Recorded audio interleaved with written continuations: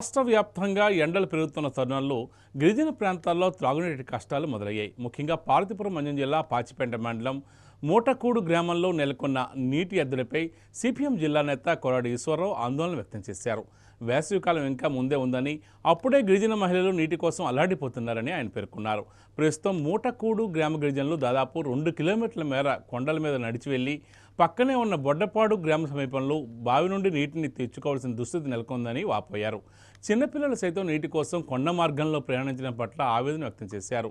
గ్రామంలో గతంలో తవ్విన బావి పూడిపోవడంతో ఏళ్ల తరబడి ఈ సమస్య వేధిస్తుందని తెలియజేశారు. ఈ నేపథ్యంలో జిల్లా కలెక్టర్, ఐటీడీఏ ప్రాజెక్టు అధికారి మరియు ఎంపీడీఓలు ప్రత్యేక దృష్టి సారించి యుద్ధ ప్రాతిపదికన గ్రామంలో బోరుబావి వేయించాలని డిమాండ్ చేశారు.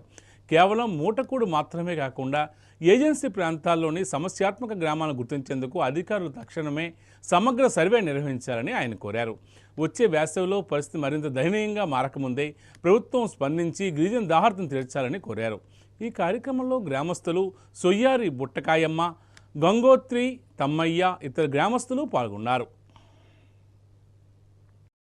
ఈ రోజు మూటకూడు గ్రామం సంబంధించి దాదాపు ఈ కొండల నుంచి 2 కిలోమీటర్ల దూరము ఇక్కడ బొడ్డపాడు అనే బొర్రవాడి పంచాయతీ బొడ్డపాడు గ్రామం దగ్గరకు వచ్చి ఆ కొండల దగ్గర దాదాపు 2 కిలోమీటర్ల దూరం, ఆ ఊరికి 2 కిలోమీటర్ల దూరం ఉన్నటువంటి గ్రామం వెళ్లి ఆ నూతి దగ్గర నీరుని తోడుకోవడం అనేది జరుగుతుంది.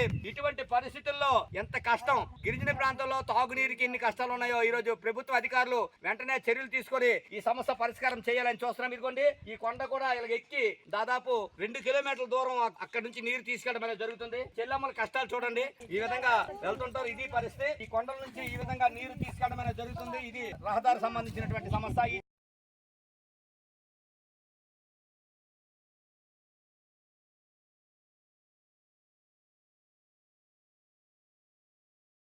ప్రభుత్వం వెంటనే